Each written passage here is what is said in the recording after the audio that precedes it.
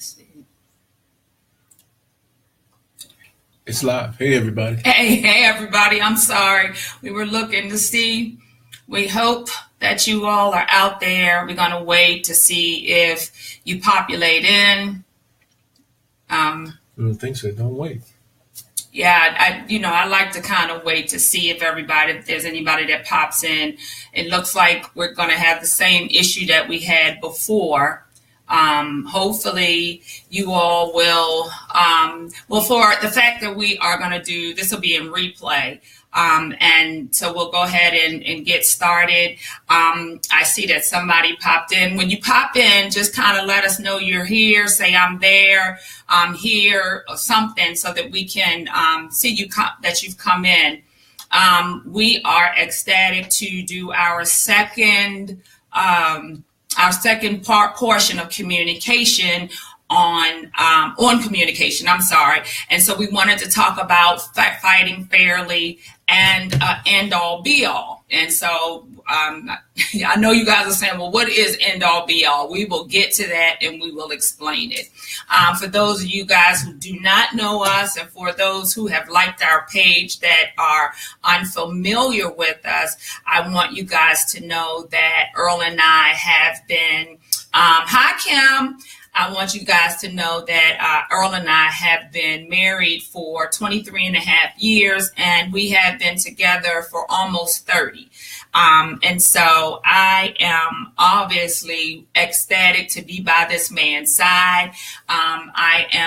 He's looking at me.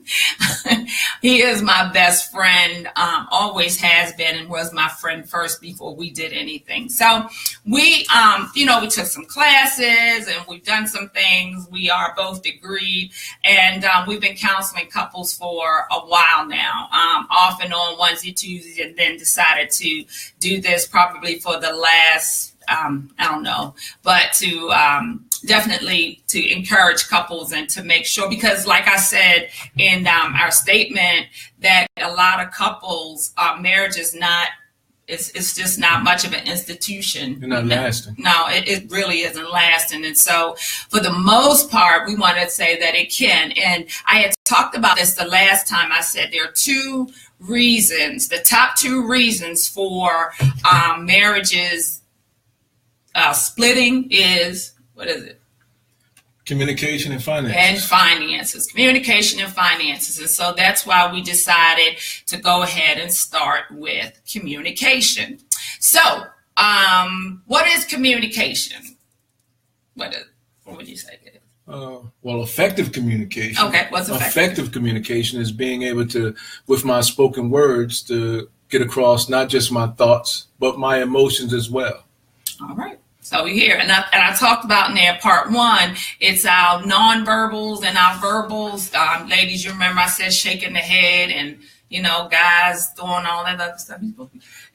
Yeah. So the nonverbals, like rolling your eyes, and the neck thing. I can't do the neck thing. The neck thing. Not giving eye contact, those kind of things express certain feelings and they convey certain emotions. If you're talking to somebody and they're rolling their eyes, you're obviously thinking, oh, they're not listening to me, or they're sick of listening to me, something to that effect. So we've got to work on our nonverbals as well as our verbals, because we don't want to give confusing symbols. So. All right. Awesome. Thank you, sir. All right.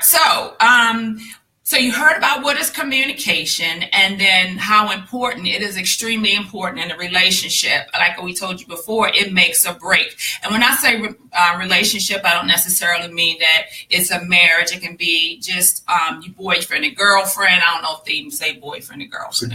Significant other, your partner, whatever it is. Or it can be just a friendship. Even on your job, you can use some of these tactics, these tools that we're going to give you. Some of us are real mouthy on the job and say little things that we aren't supposed to say. And what we need to say to our bosses or our coworkers, we don't effectively get across. All right. So I had talked about before who's listening, and I talked about some other things, but we are going to, and I don't have my notes here. Here we go. We are definitely going to be talking about the what we said we were going to talk about first. Fighting fairly. Fighting fairly. Let's do that one. Fighting fairly. So what is fighting fairly? Well, fighting fairly is, a lot of times when we fight, we definitely fight to win, right? We want to have our point of view taken. We want what we say needs to be right. And women, a lot of times, we're very famous for that. We're right, they're wrong, and that's the end of it. And so we get into the reason why we say fighting fairly. You could say arguing fairly, but I'm talking about those knockdown, drag out fights. It should never get that far, but sometimes everybody just kind of throws everything to the wind and they start fighting. And so, not fist fighting, but, you know, when everything stops being honey, sweetie, baby, sugar, and you're into this, you know what? And so we get to doing some things we shouldn't do. Right. So the obvious is name calling. Yeah. Why would you call your significant other, the person that you love, the person that you care for, anything outside of their name and your pet name form? Why? Because when you're angry, you want to hurt someone. You want to fight. You want to defend yourself. And what happens is we pit ourselves against one another. Yeah. So when we get into these type of arguments, it's more of a tennis match of sorts. Mm-hmm. And what I mean by tennis match is you've got two people on either side of the court, and the whole intent is to hit the ball hard enough or in such a way that the other person can't return it, thereby breaking that communication. I want to come at you in a way where you can't come back at me because I'm out to win. Right. But it's not about winning. This communication during an argument in particular should be more about, it should be in line with a game of catch, where I want to throw this ball out so that you can receive it and so you can send it back to me. The whole idea is for the communication to go back and forth to get resolution, not about winning. Not about winning. And so when you start trying to win an argument, actually, essentially, both of you lose, right? Definitely. I don't think people realize that both of you are losing. If you won an argument, doesn't mean that your significant other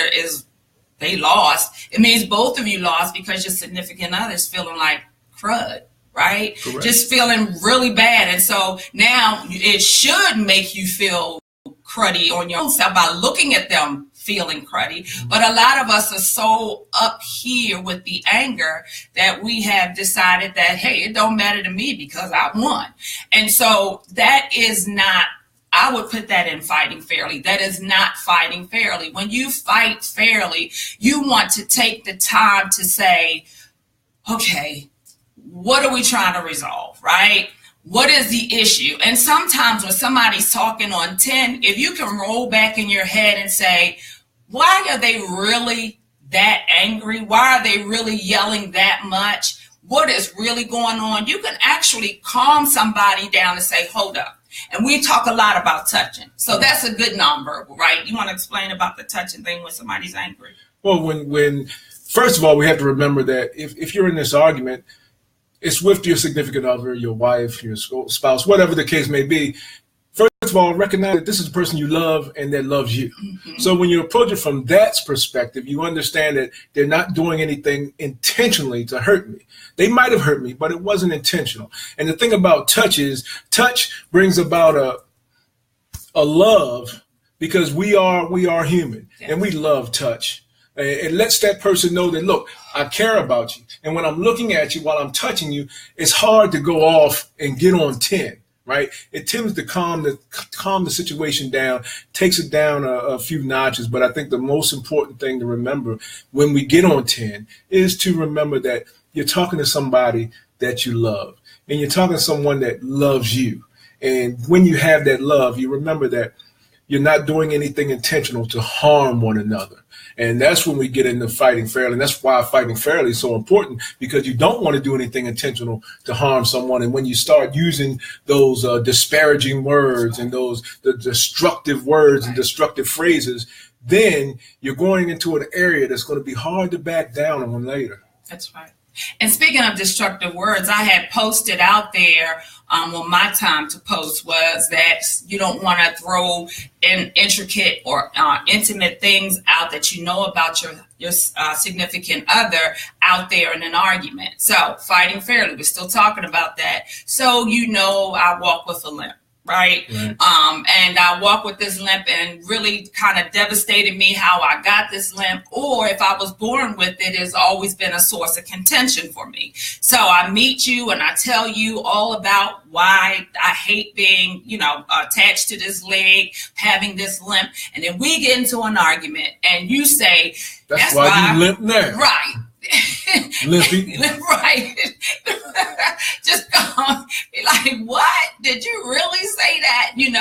And so we laugh because he was being silly, but if it's already hurting me, what have you done by calling me, saying that's why you limp and limpy, right? Mm-hmm. I mean, what have you caused? You're like causing me pain at this point. You've broken trust. And see, that's the golden ticket. You are now broken trust. And sometimes that trust is even worse than breaking the trust of infidelity. Yes. Wouldn't you think so? Those emotional daggers, the whole idea that the saying that goes, sticks and stones may break my bones, but words will never hurt me. That's the biggest lie they ever told. The sticks and stones break bones, but they heal. The emotional daggers take years and years and sometimes never heal. We've dealt with people who were carrying around emotional daggers decades old, from something that happened 10, 12, 15 years ago that was never resolved, all because one person took some personal information that they shared in an intimate moment that they were vulnerable with, and they used that information as a weapon when they got in an argument. There you go. And you're like, really? Right. Did you just throw that at me? Did you just say, or suppose you told your spouse about, or your significant other about that you had a lot of breakups, it's been hard for me because I have been in so many breakups, and but I'm so glad I found you. Well, here you come. That's why when nobody wants you. Right. Right. Not without the neck roll. But, we say that's why nobody wanted you. And I can see why you were alone. Ladies, men. No.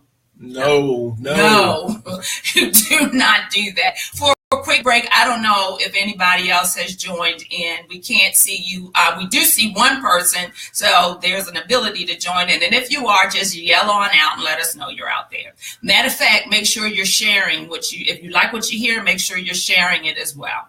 So we go on to that. And I think those are the biggest topics that we have about family. So I love my family, right? You love your family. Well, let's switch it. Maybe I don't have such a great family. That's not true, y'all. But maybe I don't have such a great family. And maybe, in this day and time, a lot of us are growing up without, in single parent homes, right? And so that is a real issue for some people. And you always have people who can actually rise above what they've been through, repeat what they've been through, or live beneath what they've been through. And so if you're one of those ones that decided to live above what you've been through, and you say, listen, I'm going to make sure that I have two people in I'm married, and I'm with my significant other, and we're going to be there together, and nothing's going to happen. And then all of a sudden we get into an argument, and you say, that's why you grew up in a one-person home. They didn't want your mama and they didn't want you. Man, no. No, that's the problem. No. That's the problem. No. Shots. Those are shots to the heart and the gut. And you're not getting that back. So we just wanted you guys to know that you have to fight fairly. You cannot just throw anything out of your mouth, spew it out of your mouth, and think that's it, okay, right? Once you say it, you can't take it back. You really can't. It's out there in the atmosphere. You know, we learn in church, you put it out there, it's in the atmosphere. It says death and life, what? Are in the power of the tongue. Not life and death, but death and life. Why? Because we tend to speak death first. So, no, and no. Just remember that we're dealing with somebody that we love. That's right. Even in a great friendship, you're dealing with somebody that you care about. You don't want to use private information, intimate information that someone shared with you as a weapon against them. Amen. You wouldn't want anybody to take your intimate information and use that against you as a weapon. Don't do it to someone else. Please. Communication comes to a halt Yes. when that happens, and trust is broken. Yes. And trust is difficult to repair once broken. Trust is very hard to, and there's no levels. Well, yeah, I guess it could be levels. It depends on how much they can ascertain, or retain, or whatever it is. If there are levels, but it's still trust nonetheless. And you need trust. That's what relationships are built on, right? You can't have a relationship without trust. No. Not any meaningful relationship. You definitely can't have a marriage without trust. Not at all. So fight fair. And I talked about this in the last one, that we fight from where we fight from. We need to fight from our hearts. There you go. I told you I was saying not from here. Right. Yeah, not from my head. And that's what a lot of us do. We fight all from here. Hey, Martina. All from here, and we don't fight from here. So remember that, fighting fairly. All right, next one, end all, be all. So I bet y'all wondering what that meant. What does that mean? What? I don't even think you know. I made up that title. But it is when you are trying to end an argument. Many of us don't know how to end the argument, or we don't want to end the argument until we feel satisfied. And I think I spoke on that one and said, who's in control? But if someone says, I need a break, I need a minute, help me please, that's it, and we go chasing after them, Never good. Like a little chihuahua on your heels. Because you're not going to leave me. You're not going to leave. I got to talk about this. I got to talk about this now. No, let them go. The reason why I say let them go is because, why should they let them go? Well, for one thing, they've asked you for that break. They realize that they need it. They don't want to put themselves in a position where they're going to say something that they shouldn't say. You have to understand that people know themselves very well. And if they get to the point where they feel that they need to take 5-10 minutes just to take that, that woo-saw moment woo-saw. To calm down and then come back and finish discussing rationally, it's a good thing. You don't want to follow behind somebody insisting that they talk about this thing right here and right now, because what you've done is you've tried to take control of the argument. You are saying to them, look, I don't care what you want. I don't care what you say. I'm in charge here. We're going to talk about this, and we're going to talk about this right now, regardless of whether you want to talk about it or not. And what tends to happen is they buck back, because particularly men, nobody wants to be told what to do and when to do it. They don't want to be told. Especially when they're angry. Right. And, it speaks to their ego. So you're yelling at me, you're screaming at the top of your lungs, and then you're going to tell me what I'm not going to do? Right. I'm really going to, what they say. I'm acting a fool then. Yeah, real big fool. And so then and that's when you start getting into those taps and, oh my God, you hit me. Or maybe they do, if they don't have control over themselves, maybe they will push you. But, or women, guys want to talk to, hey, I'm going to tell y'all, guys do it too. Chirp, chirp, chirp, chirp, chirp, right behind a woman because they want to talk. They need to get it out. And you're going to listen to me. You're not going to walk away. When she clearly needs a minute so that I am not going to curse you out. I am not going to lug off and hit you. Whatever that minute is for, give them the minute. Let that be it. Speaking of let that be it, sometimes arguments just need to be tabled. Don't you think so? Table for a later time. Let's talk about table for a later time. So if you guys are getting to no resolve, someone has got to end it and say, listen, let's revisit this later.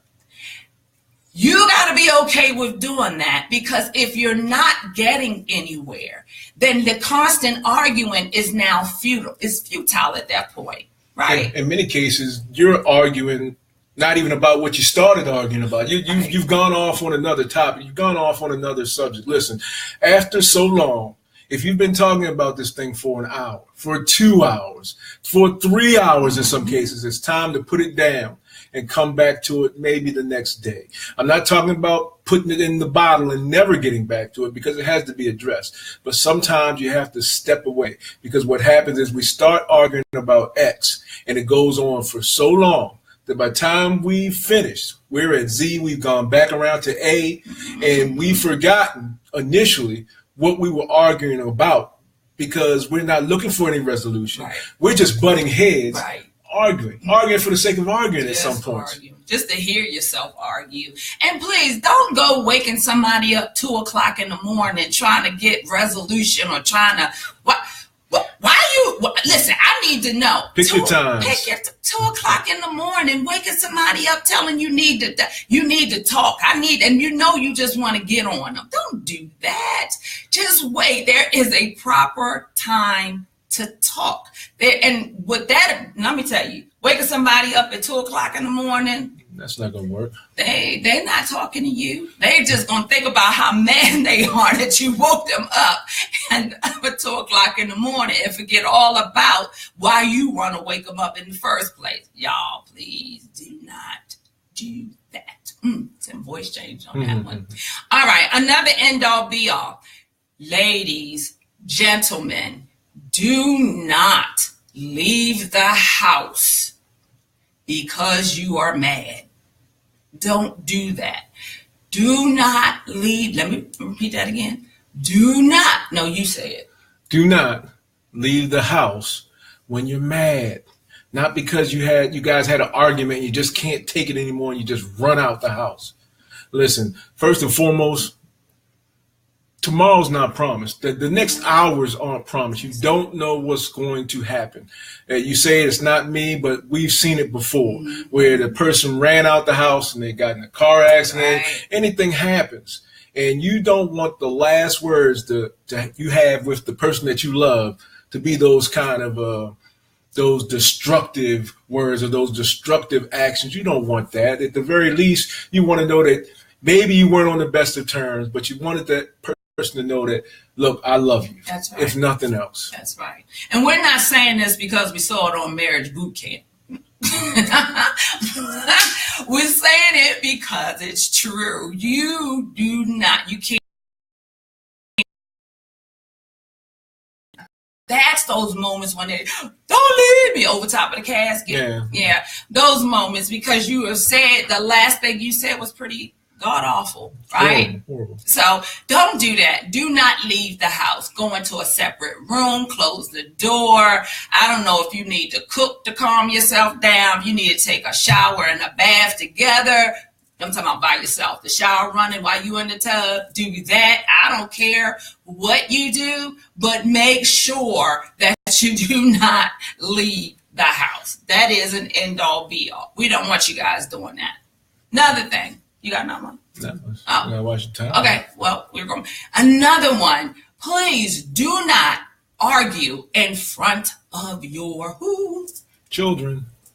Don't do that. And don't think that you have them in the other room, because many of us are yelling at the top of our whatever 80 decibels or what have you. I think that's a good point. We're not talking about not having disagreements. Right. We're not talking about that. Right. Parents, as parents, we know we've had disagreements in front of the children. Yes. But there's a difference between having a disagreement and the blatant all out. We're talking about going at it, yelling and screaming at one another around your children. You don't want to do that. You don't, because then they don't get to learn how to communicate effectively, right? Right. They get up and that's normal in my house for us to scream. And so they yell. They just start yelling. That's the first thing they opt to do is yell, because that's what they grew up with. And do not think children do not know that there's tension between you and your spouse or a significant other. Children are very perceptive. They're very perceptive. They understand, they know. So we tell them, y'all, please don't argue in front of them. Now, if you're going to make love and all that other stuff, they hear you. It's okay for that. That's normal. That's normal. You can let them hear those kind of noises, but I don't want you to hear you arguing. Don't do that. So, right? We can't have that. I think we got one more last thing that we want to make sure that you guys do not do. Please do not bring others into your argument. That is an end-all, be-all, especially those of us who are close to our mothers and our fathers, and we call it getting good advice. Right. That's not it. Because what you're going to do is prejudice your mom or dad against your spouse, because I hear what you're saying, but over here, I hear he's hurting my baby, right? I hear that he's bothering your sisters too, your siblings too, best friends, and they're the ones that will go and confront. They'll go and confront your spouse or your significant other and say, "Why you make my girl hurt? Why she told me what happened and I don't understand." Or they try to be the fixer of it.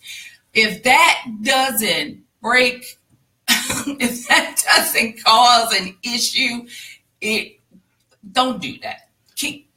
Well, one of the other things about that also is that what happens is when you share that information, particularly with your family, they hear all the bad.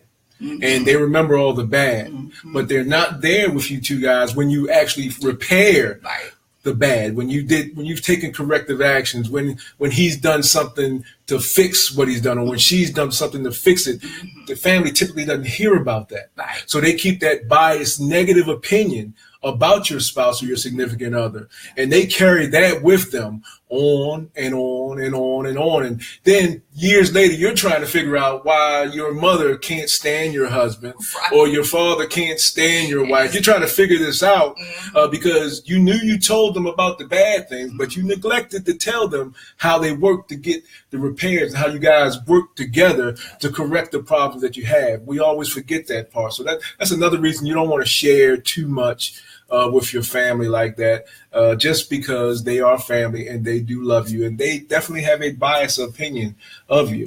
They really do, and they'll keep going on. Oh, yeah, but you talk to your mother, and then you might have told them about an old problem, and then a new problem comes up, and then you tell them about that, and then your mama says, "Well, you did say that they was blah, blah, blah, blah, blah."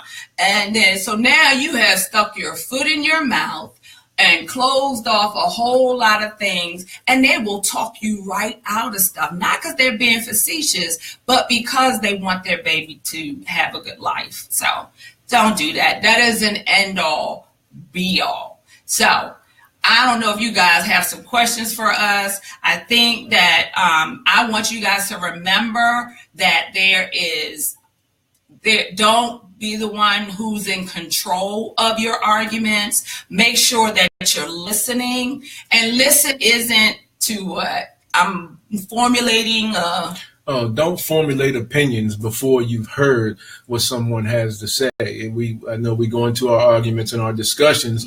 We're listening, but at the same time, we're formulating our response. And scientifically, you can't be completely listening if you're formulating your response.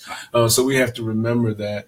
I think if we remember, again, that we care about the person we're arguing with, we want to communicate not just our understanding, but our emotions in the situation, understanding that this person loves us. And that goes a long way in effective communication. We want to speak with empathy. Yes. Let that person know that I understand you. Mm-hmm. We want to speak with warmth. Yeah. And we want to speak genuinely. Yes. All right. And if we're communicating with our significant other or our spouse on that level, I think it makes all the difference in the world. Yeah, it does. And don't automatically assume your spouse knows what you're talking about. Right? I mean, we do that a lot. You know what I mean? Yeah, my crystal ball got left back in Narnia. Yeah, it's back in Narnia. Sorry. We left it back there well before they met you. Sorry. No, they do not. They do not. No, you have to communicate that to them. If you don't like it when they step out there, drawers on the floor, then say it. Don't just get mad and snatch it up and go on trying to do laundry. And they say, well, what's wrong with you? And in your head is that you keep snatching up his drawers, but in his head is that you snatched up the drawers because you have an issue. Right. So you have to. I know that was kind of crass, but it'll keep it here for you guys. But yes, please communicate what the problem is. It doesn't make you less of a woman. Doesn't make you less of a man. It makes you the best of what you two are. Really? You like that? I think so.